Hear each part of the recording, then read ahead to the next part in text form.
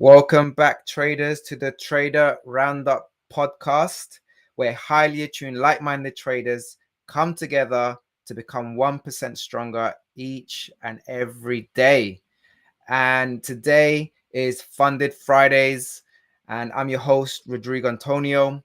And I would like to introduce you all to an awesome six-figure trader I met recently by the name of SniperAdz, aka Ads, and I would like to introduce you, for him to share his journey, which comes with a lot of wisdom, a lot of experience. So, Ads, welcome to the show. First of all, appreciate it, Rodrigo. Thank you for bringing me on.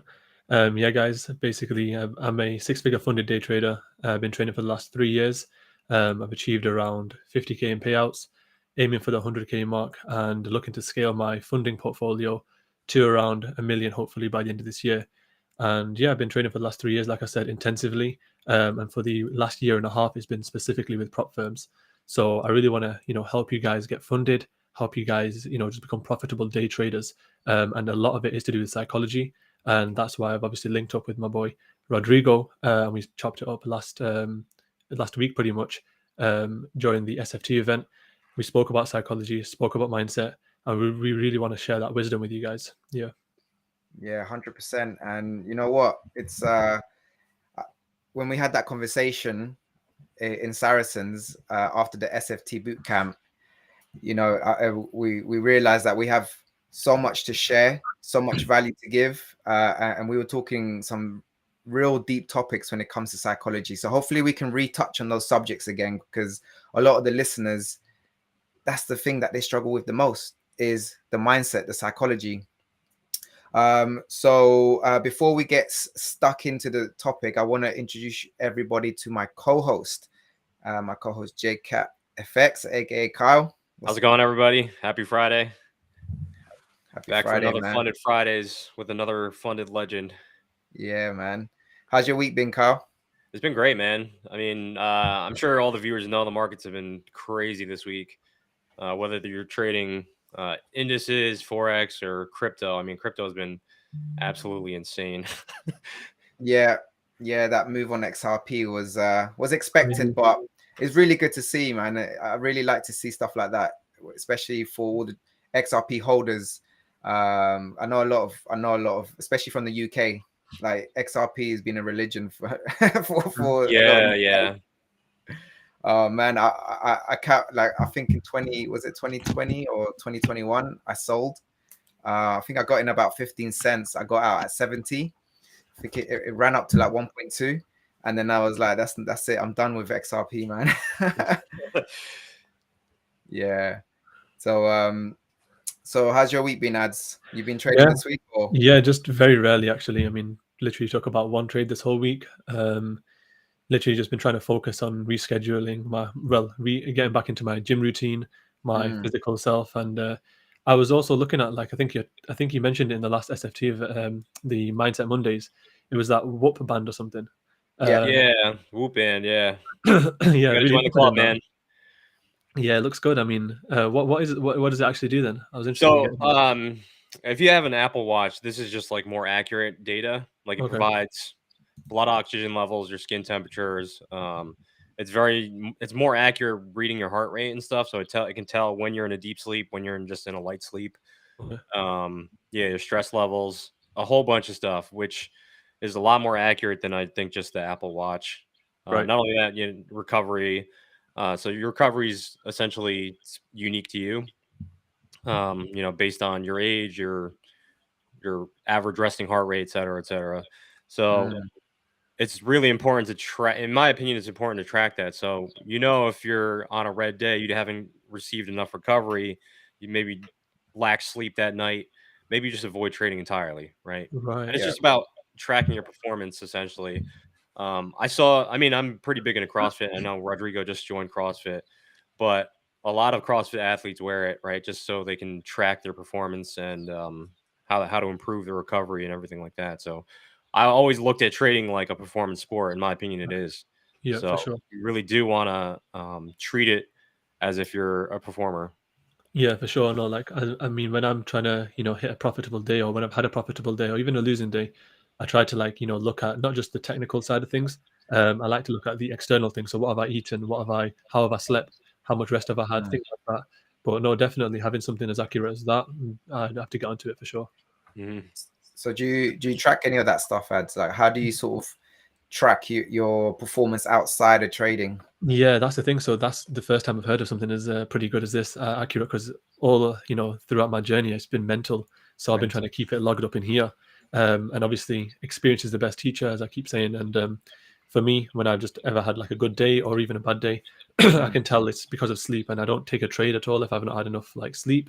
And minimum has to be about 7 hours. And things like my diet. If I've Yeah. eaten enough, and I know like in Ramadan, we have to be fasting for like the month, and I did Hmm. see a little bit of a shift in my performance there. Not even for the worse, to be honest, but because my routine was so strict and it was so fixed, where I was eating at a certain time and eating again at a certain time. It's like my body sort of adjusted to that, so I had to really just adapt to that sort of environment. But Yeah. so far it's been mental, and obviously through the experience I've made a note of it, everything, like the sleep, the amount of exercise. Like, I don't feel productive, I don't feel good if I've not done any exercise in the day. So I don't have to go to the gym every single day necessarily, but doing some sort of physical activity at home, maybe it's press ups, sit ups, whatever it is, just something to get my body active and get the blood flowing, definitely helps me with my trading. And it has to, I have to get that done before, every day at Mhm. least, before trading or after trading. Yeah, it's just something. Yeah. Yeah. And what was that transition like for you? Because you said that you're full time now, Hmm. which is amazing. Like, hats off to you, because it's a difficult thing to reach this level.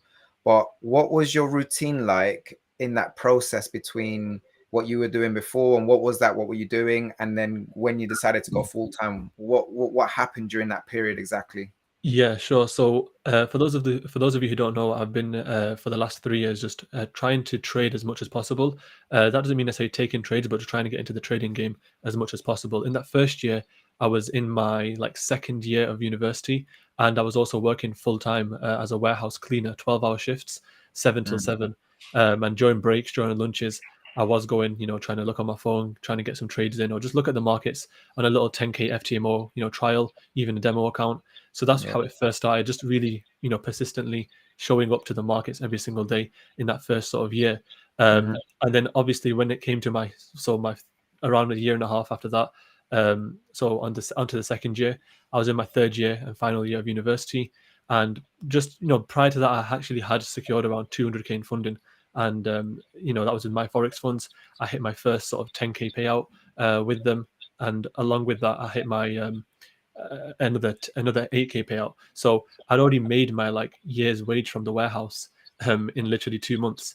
So this is me being a full-time warehouse worker, a full-time university student, and then pretty much just trying to do trading as much as possible as well. But ever since I left my warehouse and I left I was in university, to be honest, I wasn't attending university as much because it's during COVID time, if you remember. Hmm. So we couldn't even like go in, and I was just trading solely prop firms from here. And obviously, since then, I racked up around 500K in funding. And yeah, and to be honest, I've just actually graduated just this year, and the graduation ceremony is like next week. So Oh I've been wow, full time for the congrats. last year. Appreciate it, man. Yeah, thank you. So yeah, for the last year, it's just been full time. If I had to be honest, I'd actually have been in university like 10 times, like physically gone in about 10 Yeah. times in the last 3 years because I was so Yeah. dedicated to this. Yeah, it was Mm. just really that. So I kind of have Yeah. a question for you because I went through the whole university thing, college thing, and then got into a career. Do you find like would you recommend people to get into a university and actually study, even though it is like a pretty big cost? I think it does develop some skill sets that you probably don't realize at the time. Um, but in my opinion, I think like meeting deadlines or Yeah. having that schedule, that set schedule, working towards something is highly important. Like, would you recommend that to somebody, or do you think people can just skip it? Yeah, 100%. I mean, it's a difficult question because I mean, it depends on your career. So if you have a specific set goal in terms of what you want to achieve after university, and you know the job you want to be working, for example, I think university is essential for that. Then I mean, because you're going to be meeting people, like you said, having deadlines, and those skills eventually will transfer outside of the university. Um, But for those people who have a specific goal in mind, I think university is the way. But for me, I didn't have like the dream job or the specific type of postgraduate job I wanted to get. And I did find there's a lot of other people like that, especially after college, which is, right after high school for those 2 years. A lot of people are at a decision point. So, for me, I wouldn't say I was forced into university, but I didn't actually come across trading until like the first year of university. So it was like I was at a point where I thought I might as well just finish it because I've started it now. But for those people who are like indecisive about what they want to do with their lives, and they've got, let's say, Forex or any other sort of craft, whether it's social media marketing, whether it's dropshipping, whatever it is, if they know that they want to go into that full time, I think that would be a better option. But you have to have those skills, like you said, meeting deadlines, being punctual, being professional, being able to communicate with people professionally, all those types of things. That I do have to say, the education system does sort of cement into you. I'd say, yeah. Yeah, absolutely. I'm also curious because I see trading, especially with funded trading, I see it as a business. So, and there's a lot of traders that are currently in your position, that they're at that crossroad. Perhaps they're in college, university. They're not sure what career they want to follow, but they're passionate about trading. Like, it's like they know that trading is sort of what they really want to do as a profession and as a business. So how did you handle the finances? Because you were studying. I assume you living at home with parents. You were then working in a warehouse. How did you sort of budget? Right, this is how much I'm going to put into my funding. This is how much I'm going to put into my expenses, etc. How did you actually sort of manage your financials when it came to investing in prop firm challenges? Yeah, sure. So, I mean, I do have like a couple of videos on my Instagram for people that wanted to start trading. I have like the top 3 tips and things like that. And Okay. the one thing I would say what I keep on saying is having a set amount set for like, let's say 6 months of expenses. So, whilst I was at my warehouse, I'd say during the end of my time there. So, I worked there for like a good year, I'd say.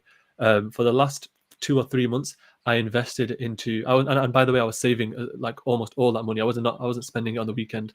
So saving was a big part of it. And the only thing I would ever spend it on would be challenges. And I initially started off with 10K FTMO trials, and then I actually got funded just as I left the actual warehouse with a 10K FTMO challenge. And to be honest, it's a weird one because there are people that are in the workplace like myself, and I was actually on a demo account, a 100K demo account, and my aim was to try and get that to 110K, like make 10%. So I was doing that in the warehouse, wasn't spending a single penny. But then obviously once I left the warehouse, I had enough, like I had 6 months of expenses left. So that's when I started to freely buy 10K accounts. When I proved to myself I could pass an FTMO 10K account, I actually made the jump to a 100K account, right? Because I actually realized, you can't live off a 10K FTMO account. For some reason, I was under the impression like, you can make some good money off a 10K account. And so when I made a jump to the 100K my Forex funds, I then got like an 8K payout out of that, and then I merged it with a 200K. So then I made a 10K payout of that. So within that like span of 2 months, just after leaving my warehouse, 2 to 3 months, I'd already made like a year's worth of expenses plus the expenses I already have. So in terms of budgeting, I think the best thing for me personally is to make sure you have that period of like 6 months, 5 months of expenses ready, so you don't have to feel worried. Or the alternative to that is, if you're working and you know about these prop firms, because I didn't know about it extensively, would be to just maybe buy a challenge, and if you can trade it during your work time, then do so. But personally, I found it a bit easier to have that 6 months of expenses, really. Yeah, and that's something that definitely helped me as well. That's definitely something that Kyle went through. Kyle, you had about a year, didn't you, when you first started? Yeah. I had about a year saved up. But I don't know what your living situation is, but I have a mortgage. I got a wife at home. Like I got real life expenses to cover. So yeah, like a 100K account is not going to allow me to. First of all, I was always trying to go full time, so the 100K account is never going to put me in a position where I'm comfortable enough leaving that job, right? Because realistically, if I was just aiming for 20 or 30% a year, which is a lot higher than I think what most people can even achieve on a consistent basis, especially when you're first starting out. Like, yeah, it's possible to do more within a year, but $10 or $20,000 is not going to cover. It's not going to give me the opportunity cost to leave behind a job, right, to cover all my expenses and stuff like that. So, I mean, I always found like those smaller accounts are a great building block because you realize it's all a mental game. Because if you can trade that 10K account, right, what's stopping you from trading a 100K or 200K account, right? Right.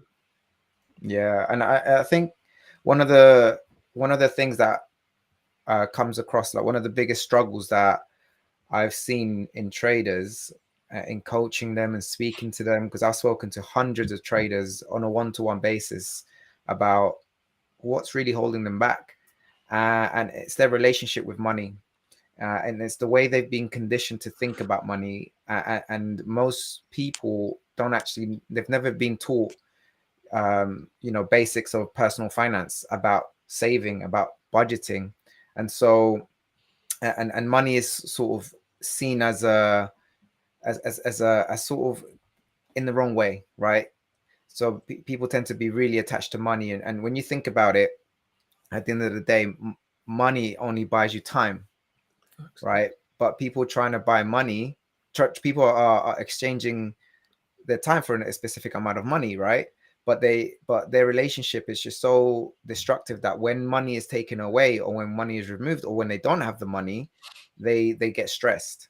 So when their expectations are not met, there's this feeling of lack, of scarcity. So traders are operating with a mindset of, I need this much money, I want that much money, because my happiness depends on having this much money and this lifestyle.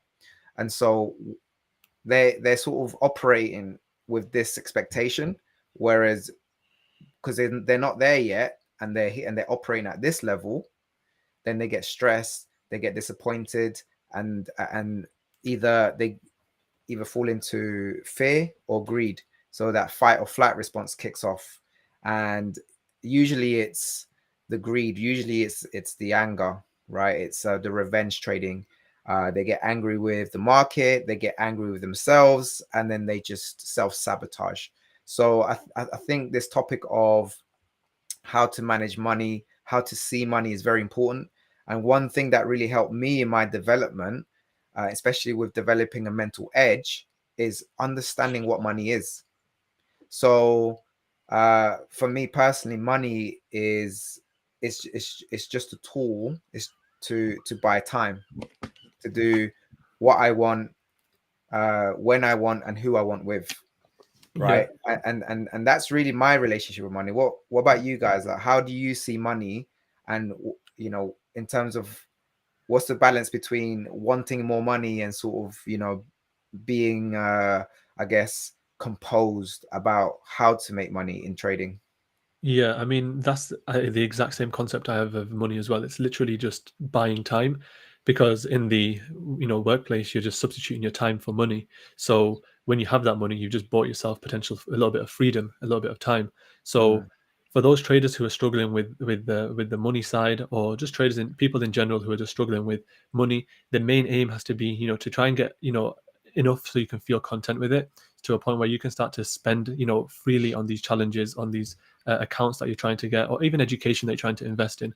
You shouldn't be scared when you're trying to do that, because I mean, you're going to be in education. You're, let's say, university. You're coming out with like a 30K, 40K debt at the end of it, and you're not even guaranteed, for a lot of people, a specific outcome of that. You kind of have to go out yourself and do it. So being a bit scared, a bit fearful of investing in some education, investing in a prop firm challenge, it shouldn't really exist. But no, definitely, I agree with what you said about the time, and that's exactly how I look at it. How about yourself, Kyle? Yeah, I used to have like a pretty bad relationship with money. So every time I used to make a paycheck, it would be gone, very shortly after that. And I think it's when I just kind of realized like everything that I was wasting my money on was very for, a lot of short term enjoyment.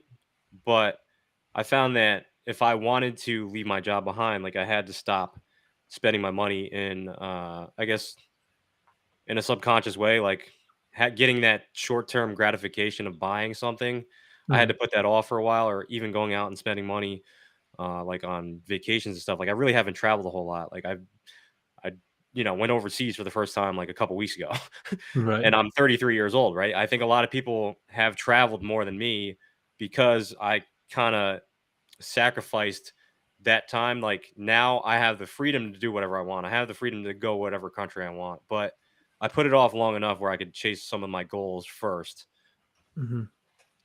Yeah, and one thing about this relationship with money is it's how it's impacted traders from a young age. So a lot of this, a lot of this this sort of negative relationship with money comes from how their parents manage money.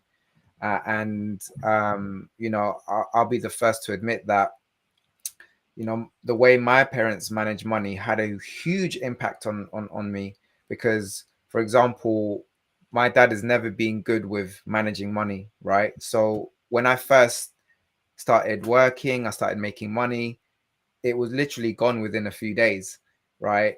And I went through that cycle for many years. However, from my mum, she's really good at saving. She's invested. She's worked really hard. So on another side, I had a positive relationship with money from my mum's side. So I was able to identify that there was a problem with the way I manage money, and I think that we, as a young person or anyone in society these days, really, we live in a highly consumerist society, and everywhere you go, you're being sold to, Yeah. everywhere, right? Before smartphones, it was just like there was adverts everywhere, billboards everywhere. You turn on the TV and there's ads every sort of 5 minutes or whatever. But now you're just, there's ads everywhere on social media, on most apps that you go on. And so we're just used to consuming, and it's so easy now to have this instant gratification. I'm hungry, let me order food. Or there's people that they're like, oh, I'm lonely, let me go on a date, and literally within a few minutes you're on a date with somebody. Oh, I need to get from A to B, Uber, in 5 minutes you can be in your wherever you want to go to in the next 20 minutes. It's like this instant gratification is actually how we've been conditioned. But if you try to bring that in your trading, where actually, today I want to make some money, and I want to make it now, right?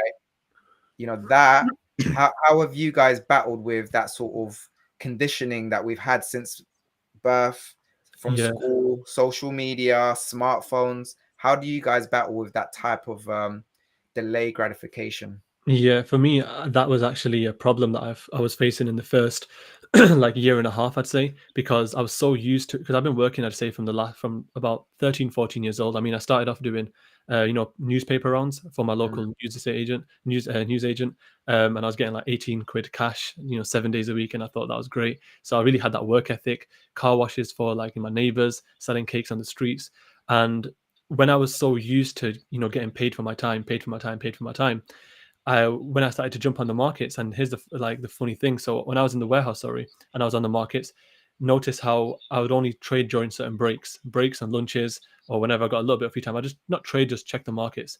But then I was telling myself, wait till I go full time, wait till I leave this warehouse, and wait till I start trading. As much as 12 hours from home. So then I'd get home, and then I remember I was doing just retracements. My main strategy back then, even to this day, I mean, it's retracements, and it was on mainly GBP USD. And then that was obviously during like New York session, if I look back at it from the warehouse time. Then when I left it, I'd wake up 7 o'clock in the morning sharp, and I ended up transitioning somehow to just scalping, right?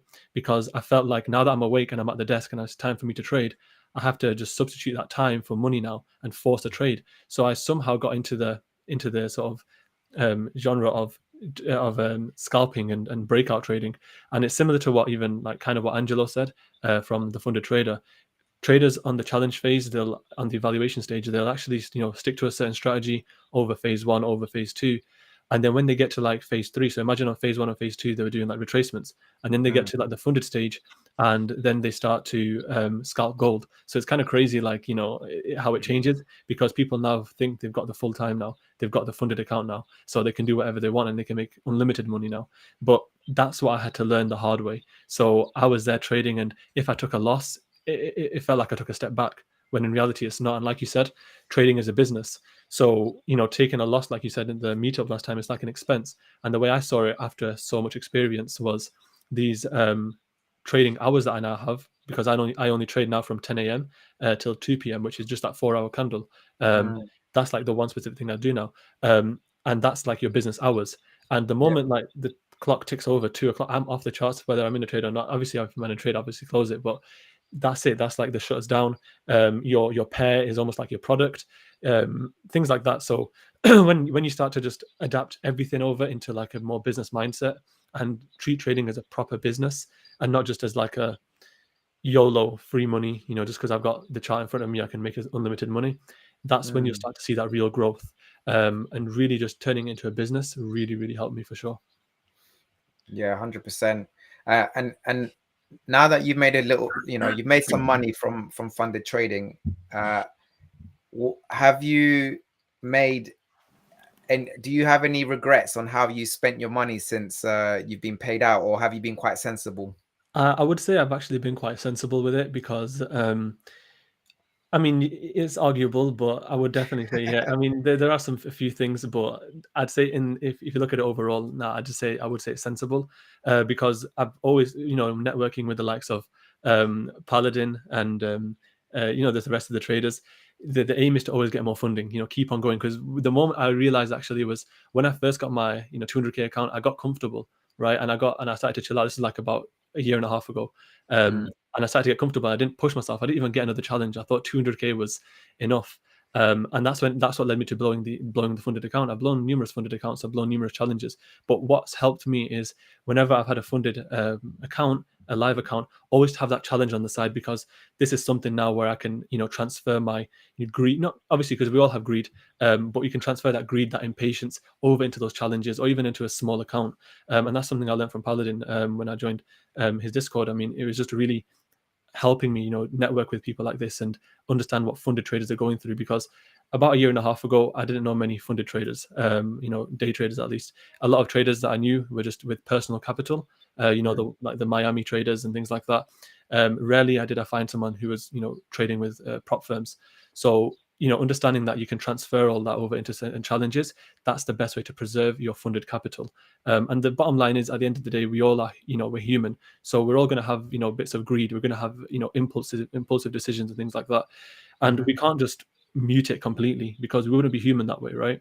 We'd be robots in that way. So the best thing to do is just to manage it and suppress it. So the best way, which I found, was, again, like I said, just going and having a challenge on the back burner.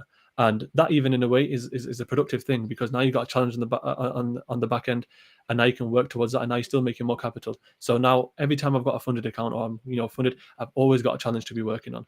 And that's the best thing about just the prop firm game in general, I'd say.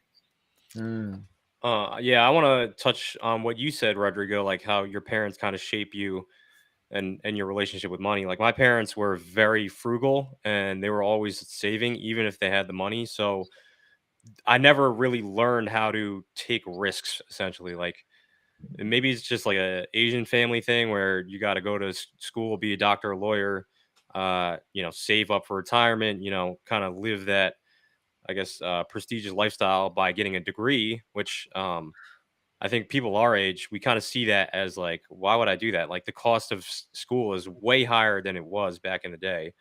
And they're probably looking at you like, how come you're not moved out of the house yet? Right. Well, the job market was absolutely destroyed. Like the housing market was destroyed. So I kind of had to teach myself how to take risks. Like if you don't have a mentor that's teaching you how to take risks, learning that in the market is extremely difficult. Like how to take risk and be comfortable with that loss.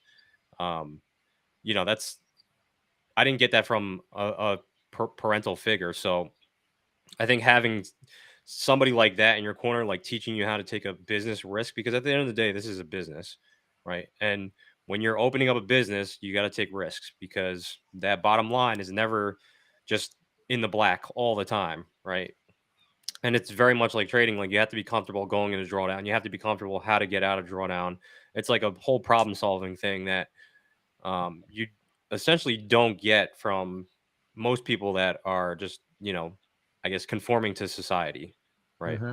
Yeah, yeah. No, I mean the subject of money is deep. Yeah, and the fact is that if you're not used to taking these risks, then you can imagine that cause a lot of anxiety, a lot of fear in terms of losing it, because we've been so conditioned to to the more is more. So the better grades that you get, the better qualifications you get, the better the college or university that you get into, the better the job.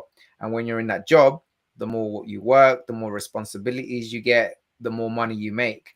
And so if you want to make more money, you just ask for more responsibilities, and then you work more hours. That's usually kind of in general, right? I'm sort of generalizing here how it works. And so with trading, when you try to bring that into trading, you want to make more money trading. Okay, let me trade more strategies. Let me trade more pairs. Let me trade more hours. And when you do that, you get destroyed, because more is more does not work in trading. Less is more works. That's what really works in trading. And so and that I've had to learn that the hard way. Most traders learn that the hard way in the beginning, and it's just that transition of understanding that in trading, yes, there's a huge element of risk, and it's understanding how to utilize risk properly, really understanding what risk is, what is actually at risk when you enter the markets, because there's different types of risk. There's there's risks, there's market risks, there's risk to your trading capital, there's slippage risk, there's risk of your internet connection going in the middle of a trade. There's news risk. There's so much risk involved, even psychological risk. Like, what if you're not in the right state of mind? What if you're going through some sort of mental health issues, and then you're trying to make money from trading? I do believe that a lot of traders, they're suffering from stress, right? Chronic stress, and they think that and it's probably because of the situation, the circumstances that they live in, the job that they have, whatever the case is, there's a lot of stress. And then when you try to bring that into trading, it's going to amplify that stress, because trading in itself is quite stressful. So how do you guys manage this stress? Because we live in a society where most people don't know how to handle stress. What are your sort of tactics to manage stress, especially when managing drawdowns, or blowing up a challenge? How do you guys manage that stress? Yeah, I mean, first and foremost, I mean, one thing I learned through experience was understanding that drawdowns are normal. The first time I got into drawdown was the first time I blew an account, because I used to think crazy, like, you're not supposed to be in drawdown, you're supposed to be profitable now that you got a funded account. But yeah, I mean, I even listened to one of the Kyle's podcast with Riz, I think, and it was just talking about getting out of drawdown slowly, and that was like a big part of just understand that, yeah, why do you have to get out of it fast? Because there'd be times where I'd actually go into drawdown and think, and actually increase my lot size, thinking, I want to jump out of it fast, but I'd actually be going backwards faster. So, experience for me is a really big thing when it comes to stress, managing stress, because I never really had, like I said, that network around me. Only until recently, I'd say in the last month or so, or two, I've been around some really good traders and really good like-minded individuals who know what it's like to be in drawdown. I mean, we have people joking about it all the time, and it's just a right sort of environment to be around. But as for managing stress nowadays, the easiest thing for me would be honestly physical activities, the gym, and disconnecting from the charts. What I've noticed is just the less I'm on the charts, the better I trade. And the new trader watching this right now, the person in the stream right now watching this, they're just thinking that he's just talking, and they all say the same thing. It's so cliche, but the truth is, it really, really is, like, that is the move.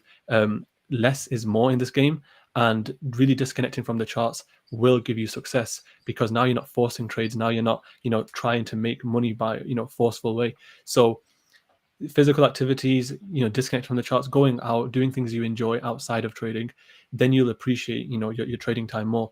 And that is probably as close as it gets to, the holy grail in terms of psychology, in terms of, being good at trading in general or being profitable. It really is 99% even psychology, because once you master that, your decision making is the best. Because at the end of the day, we are risk takers and we're decision makers. That's all we are. We aren't, we're not specifically trading. We're not always trading. We're just making decisions. Sometimes we buy, sometimes we sell.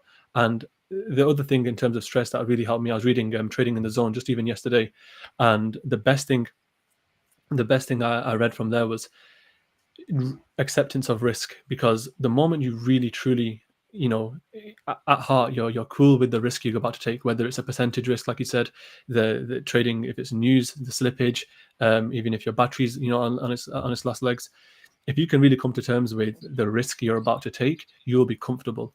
The stress will be reduced massively, and that's where you'll trade the best. So yeah, they're my sort of 2 cents on managing stress. How about yourself, Kyle? So I think you really have to just put yourself in stressful situations to understand how to deal with stress. Like, if you've never really been in a majorly stressful situation in your life, like, you're not really going to understand how to manage drawdown. And I think trying to force yourself to learn how to trade when you really don't understand how to manage your emotions when it comes to life is like a recipe for disaster, because you have capital at risk, right? Instead of just maybe putting yourself in a hard workout session. I think forcefully putting yourself in those stressful situations outside of the markets is a lot healthier on your mindset, so you can understand how to manage your emotions when you're dealing with capital being on the line. So, I mean, I've been through a ton of stressful situations. I'm sure most traders that have made it through and have found success have had those periods where, like, they're in a gut wrenching, stressful situation.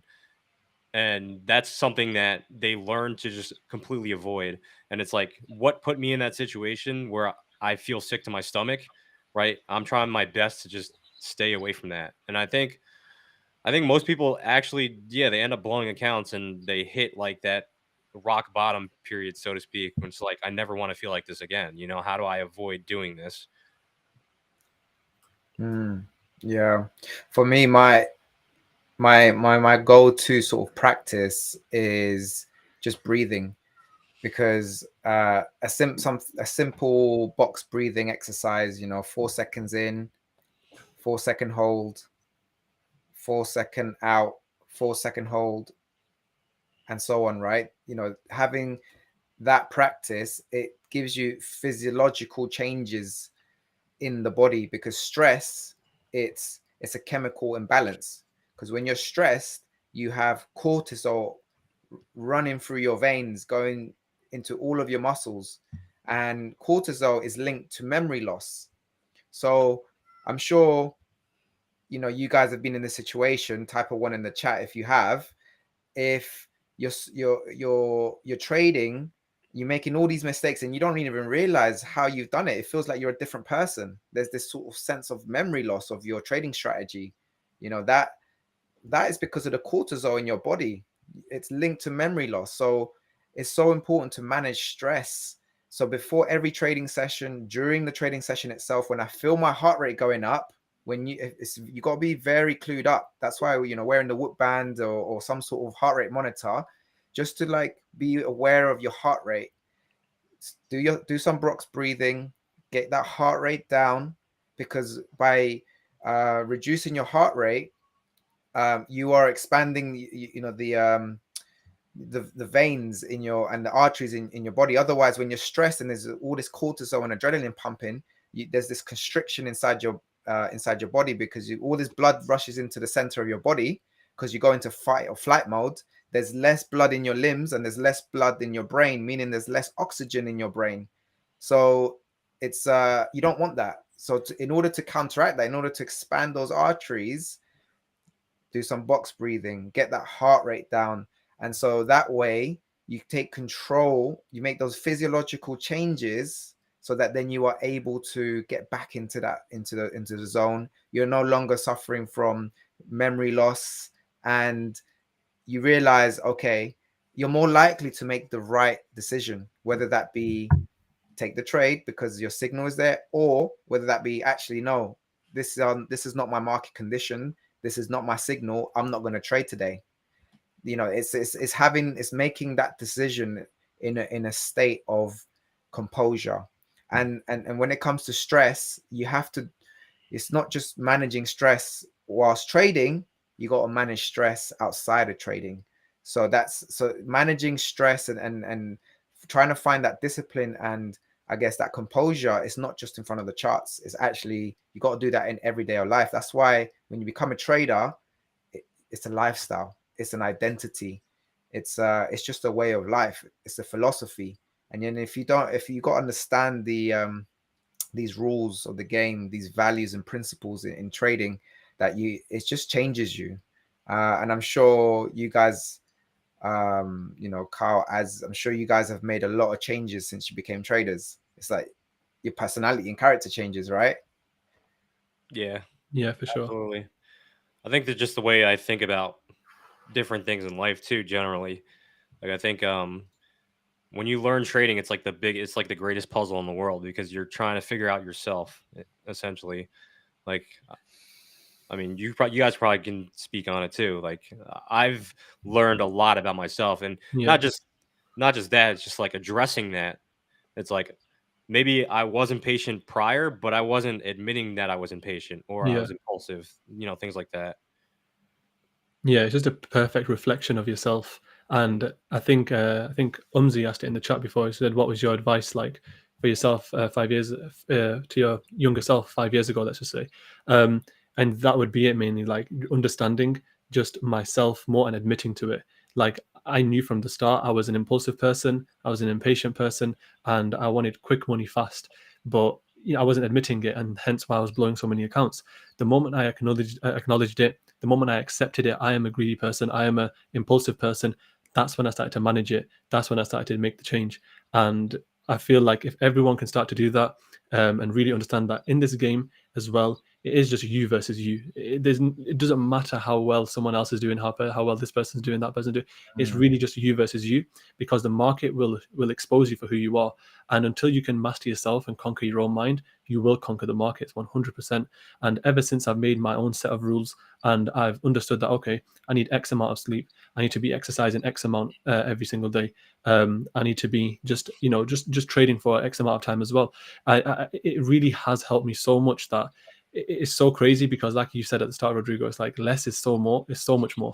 Less is so much more in this game, and everything the system has taught you, it's like just do the opposite of that and you will see a lot of success. Because there's a lot of traders I know who haven't actually worked any 9-to-5 jobs, who haven't even worked as many jobs as you'd think, just the very basic ones, and they're actually more profitable traders right now because they just understand themselves. They've not had that whole substitute your time for money type of ideology ingrained into their mind by the system. So for that reason, they've become successful. And I'd say the more you can really understand that it's all about self-reflection, understanding who you are internally as a trader, that's when the external side of you will shine, and that's where you'll perform the best, really. That's the love that. Yeah. So what we're going to do is I've got 2 questions for you, Adz. Yeah. And then we're going to go into Q&A, and we're also going to do a 10K SFT funded account giveaway. So we were running a giveaway to the Trader Roundup subscribers, so our email subscribers, and we're going to be choosing a winner after the Q&A. So my 2 questions for you, Adz, is what is next for you as a funded trader? What are you aiming for in the next 3 years? And what is the biggest mental block that will potentially stop you from achieving that in the next 3 years? So the first question was, what's the next goal for the next 3 years? I'd say it would just be to acquire as much capital allocation as possible when it comes to just like the prop firm side of things and just overall funding. I'm trying to hit idea. I mean, there's no time limits on it. I think we spoke about this last time. I don't want to just force myself into it. I think I spoke with Umar about this as well, and he goes like, you don't have to put a time on it. If you chase something, it'll run away. But for me, I'm already like around 500k funded. I'm trying to get to the million stage, then to 2 million, 3 million, and so on. Right? Always keep building that portfolio and keep building that empire. So for me, capital allocation is like number one. I am married as well, so I'm trying to hopefully move out as well into, hopefully another country, ideally to places like Dubai, and also just trying to reinvest a lot of this money, a lot of this capital into something a bit more sturdy, a little bit more reliable, a little bit more of a bricks and mortar side of things, because I am into property a little bit, like deal sourcing and things like that. But I want to really put it back into, the real world and let that money work for me. I think it was James Storms that said this, and it's like every dollar or every cent in your account is almost like an employee. So you need to have it working for you. So I think the main thing for me is to really have that money working for me and get some sort of passive, income from all that. And as for the biggest mental block that can stop me from that, I would say honestly is just because I've been a victim of it, and that's just comparing myself to other traders. And I think you all experience it or seen it yourselves. Instagram, Twitter, social media in general, it's full of a lot of fake stunting. And only recently I found out how fake the industry is, right? And it's all an illusion. And the one thing, like I said, as a victim of was just comparing myself. And comparison really is the thief of joy, because the moment you start to compare your level 5 to someone else's level 85 or level 100, you'll start to, belittle yourself and start to underestimate how good you are as a trader, or how good you are as a person in general in terms of following your rules and being a disciplined person. So I think the thing that would block me would be if I ever start comparing myself, start chasing certain other things, and just even, I think, distractions as well. The more focused I can be, the more I can continue with this momentum. Inshallah, I do see myself hitting those goals for sure. Yeah, inshallah, brother. Yeah, that comparison thing, it reaches everywhere, because like the industry I was in, it was a private gated golf community, right? And a lot of the homes were like $5 million plus. And one of the clients was like, you guys treat the rich clients better than me.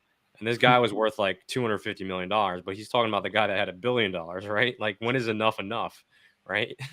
Yeah. Like, are you not rich as well? So, I mean, definitely just try and focus as much as you can on your own lane. And just kind of have a purpose behind why you're trying to reach a certain level of wealth, because it is like an endless game. Yeah. So I love that quote. Comparison is the thief of joy. So let's go into the Q&A. So I've been pinning some Q&As in here. So what is your primary strategy? So there's been a few questions in regards to your strategy. So if you could tell the listeners sort of like what your strategy is and what it entails. Yeah, sure. So primarily right now, I am like a support resistance trader, if you want to call it support resistance, supply demand. There's all sorts, but I figured that being a retail trader, or the retail trader, working support resistance and trading gold only, sticking to one pair, one session, less variables, less stress, less distractions. It really has helped my trading a lot. So that's the main thing with my strategy, is one pair, one session. So I start from London around, like I said, 10 o'clock.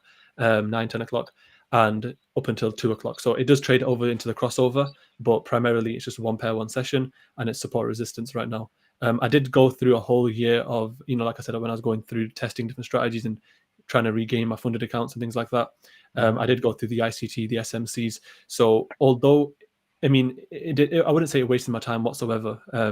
Although that wasn't who I am right now, it definitely gave me a really good insight into the markets, because, like I said to yourselves at the SFT event, for me, I think trading is a lot to do with your personality. So whatever my strategy is, it doesn't necessarily mean that the person asking this is going to, if you trade the same strategy as me or the same system as me, you're going to be just as successful. No, it's really about your trading personality. And trading personality consists of things like how many pairs you can manage, how long you want your average trade duration to be, what your average risk to reward, you prefer it to be. When you can align your trading personality with a strategy that matches those type of requirements, then you will trade definitely comfortably. Like for me, when I was, because at heart, I'm like I said, I'm a support resistance trader. I'm happy with 1 to 2 risk to rewards, and 1 to 3s. But when I was, about a few months ago, a year ago, when I was trying to force in, these high risk to rewards and small stop losses, it wasn't really, I couldn't reside with it. I wasn't performing as well. So ever since, I know, and the thing is though, I do understand those concepts. I know them to the T. Like, I know there's so many traders out there where a rule-based mechanical system will work perfectly for them. Hence why, I'm able to even teach it. I can speak for days about these concepts. But for me personally, it's just not my, bread and butter. But yeah. I definitely resonate with that. Like, I'm definitely more discretionary. Right. And it's almost like I just have a gut feel when it comes to certain things. And like, I know, Tom Dante, he's not like, I've seen him plan out trades that had really high R, like maybe 3, 4, 5 R, but then he's also planning trades that had like a 0.8 R. So it's a negative RR ratio, which is, I think, okay. Like, as long as your strike rate on that specific setup is high, right? And Yeah. I try not to just cookie cutter, just say I'm a mechanical trader, I'm sticking to this system. It just doesn't resonate with me as much as maybe, somebody else. Because I've gotten burned where I tried to stick to a mechanical strategy and I've given back a lot of profits because I didn't exit, when the specific range, I think, is tapped, right? Like, when the range is tapped on the day and it's still not my take profit, I might as well just close it out because I've given back so many trades trying to hold on to that trade, expecting that it's going to hit my take profit. But again, that's me just being a discretionary trader. Like, it just doesn't, the mechanical thing just doesn't resonate with me. I don't think I'm ever going to try and force myself into that type of system. Yeah. So moving on, got another question here from Umar. So ads, what advice would you give yourself 5 years ago, essentially? Yeah, so I said it before, but I'll say again, it's fine. Basically, just the understanding of psychology is in the majority of everything, the whole of trading, and not thinking that, because whenever I used to, again, compare myself, which is another thing I would tell myself not to do, I would always think that, oh, this guy just knows a simple pattern and that he's got the hack, he's got the code, he's got the cheat code, and that's it, he can do it. But when you really understand that, mindset is 90% of trading, the rest of the time you're just buying and selling, right? The remainder of the 10%, let's just say, you will start to see a lot more progression in your trading journey. Understanding that as well, like Kyle said before, getting out of drawdown slowly, that's another big thing.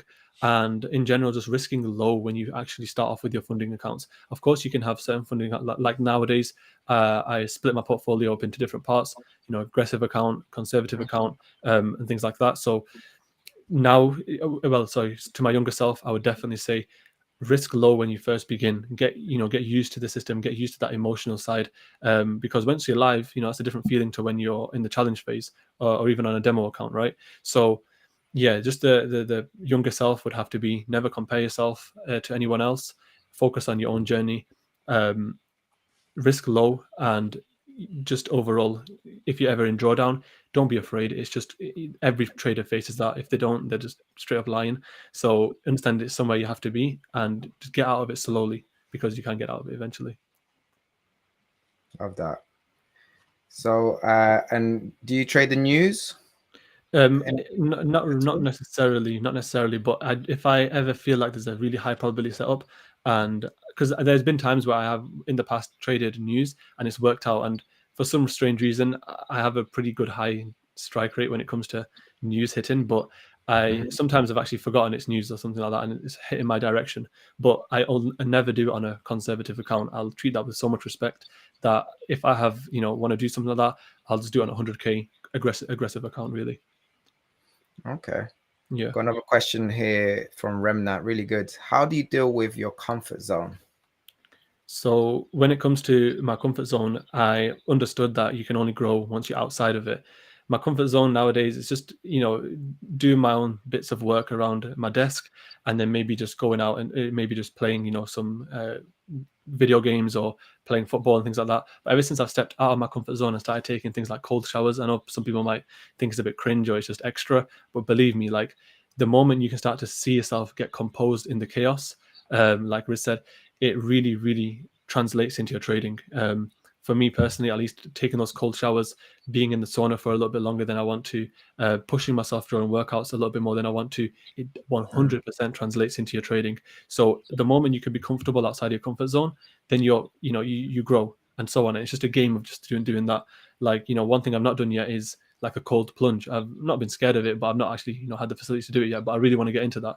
And I'd say before, even like Goggins and things like that, they've been big from the start, but they've only been blowing up, I'd say, like recently because of TikTok and things like that. But ever since you start to see them a little bit more on your feed and things like that, it really does push you. And I'd say in the last year, I've got out of my comfort zone more than I have in my whole life, I'd say, because just these things and seeing traders, just push themselves, being around like-minded individuals, it's a very, very nice place to be.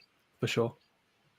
Yeah, love that. And what got you to where you are now is stepping out of the comfort zone. So where you want to go in the next few years, you constantly have to put yourself in that chaos. It's so important. Like, really good question and response there. And how do you manage your journal? Okay, yeah. So what I used to have only a few months ago was I was using Edgewonk. Then I heard about TradeZella, and I've only been hearing about Trade Connect. And literally just this week, I've been deciding which one to go to. But in the meantime, what I've been doing is just a simple Google document, a sheet where I've just been logging my trades manually. And to be honest, it's actually improved me a little bit more in terms of discipline, because I have to go out my way and actually go and do it rather than having it all automated for me. So it's just that extra bit of time I've got to put into it. But for sure, that Google document sheet is just something I'm working with right now. But I'm in the middle of deciding between TradeZella and a couple other ones. Yeah. Okay. Got a question here from Fair Value God. As someone who trades their own capital but is interested in getting into props, what should I be wary of? So the main thing is just the rules with prop firms. You have to make sure you actually read the rules. I mean, I was on the Twitter space with Omar yesterday, and even people like Kyle and everyone else are talking about the amount of people that don't even know simple rules. It's actually crazy. I mean, yeah, just really read the rules thoroughly, know exactly what you're supposed to be doing. And when it comes to props, it's very much different to your personal account, right? So you have to have a really clear set of rules. Like, for example, if you hit 2%, 2% or 2 losses in a day, whatever it is, you must stop trading for the day, because it can lead to a endless spiral. And it only takes 5% in a day to just ruin your whole account, and you got to start all the way from your funding challenges again. Yeah. So really, I think a lot of times too, people should if they're up on the day, just stop too. Yeah, for sure. I've given back a lot of trades, a lot of money just being up on the day, like early in the day, and then trying to continue trading, like just stop for the day or even stop for the week. Like if I have a couple great days on the week, like I'll just stop entirely. Right. I was a bit of a different trader. I mean, if I was up for the day, I'd love it, because that's like my day done early. But there'd be the opposite side to that, where if I would, let's say, lose and maybe breach my own rules, let's say 2% in the day, I would then start revenge trading and trying to make that money back, just because it's happened early in the day and I've got the remainder of the day to play with. But yeah, like you said, if you're up for the day, just sort of pause there and wait for the next play. All right. So we'll take a couple of final questions and then we'll go into the live giveaway. So a couple of questions on the screen here from Gideon regarding hedging positions on multiple accounts. I know this is it sounds like this is a bit of a trying to game the system with prop firms, and I've heard of this. Do you guys have any idea of this type of hedging, gaming, prop firms, multiple accounts? What's your approach to it, Adz? Yeah, no, I don't think I've ever like hedged like that. I mean, it's a bit risky. I don't think the firms will actually allow it. But when it comes to managing different accounts, what I want to start to get back into is my trade copying, but trade copy as like social trader tools. But personally, what I've actually found to work for me, because with social trader tools, I've had some bad experiences in terms of just the wrong risk, and it's crazy. But when it comes to just nowadays, I like to actually trade each account manually and at the same time. But if I do see a trade that I think is doable for both for maybe 2-3 accounts, I'll just enter it manually as well. So I do have a set part of my portfolio for conservative things, conservative risk, and a set part aside for aggressive trades, which is like 1.5-2% risk beyond. Yeah. So I will bring this up because I do have a little bit of knowledge behind this. is if you are doing that and you do get caught, like, you will get restricted. So, a lot of these firms, even if they're not affiliated, they're sharing data with each other. And, you're doing KYC, right? So, like, they know what your name is, unless you're faking KYC, and then it's fraud. But yeah, I would not play with fire. Like, you might get away with a couple payouts, but just be honest, trade normally, and create an edge for yourself, because trying to game the system, right? It might work for a little bit, but if you're trying to become a full-time trader, there's only so many loopholes that you can touch before you're out of a career, right? Yeah. Be careful with that, guys. Honestly, that's that's coming from Kyle Jacob himself about that. So make sure you take that warning seriously. You got to do it properly. If you're gonna take this seriously, like Kyle said, do it properly. There's no shortcuts, right? You might get away with it a couple of times, but in the end, it's not. Otherwise, it turns into gambling. Either you're a professional trader or you're a professional gambler. It's up to you. So what I want to do is let's do the giveaway, because I know a lot of you have. So those who subscribe to the Trader Roundup newsletter, we did a 10K giveaway this week, and I'm going to announce the winner now. So the winner is Ahmed Musa. Story was very inspirational, and I love what your commitment to trading, your journey. So I want to reward you with a 10K SFT funded account. We're going to email you the logins and everything like that. So congratulations. So if you're out there, well done. And I want to thank Ads. I want to thank JCap for coming on. Really appreciate everything. So Ads, can you let everyone know where they can reach you? Yeah, for sure. So all of my socials, everything is at SniperAdz. It's just on the screen here how you spell it. Mainly active on my Twitter now, my YouTube, and Instagram. Well, pretty much all of them, but that's where you can find me. Yeah, pretty much. Yeah. Awesome. Really enjoyed this podcast. Lots of gems, lots of value dropped. And for those of you who want to enter into any future giveaways, we're going to be doing a lot more giveaways, bigger accounts. Make sure you subscribe to the Trader Roundup newsletter. We'll put out a QR code in a bit. So make sure you scan that or use a link in the description. And make sure you reach out to Ads at SniperAdz. So the links are in the description below. On that note, join us next time for Mindset Mondays, where we go into the mindset of trading. We go into the principles, the processes required to develop the mindset. And join us once again for a future Funded Fridays podcast. On that note, guys, thank you very much for tuning in. Enjoy your weekend. Make sure you review and you stay disciplined, because next week's another trading week. Stay disciplined, guys. Take care. See you, Ads. Take care. In a bit, bro.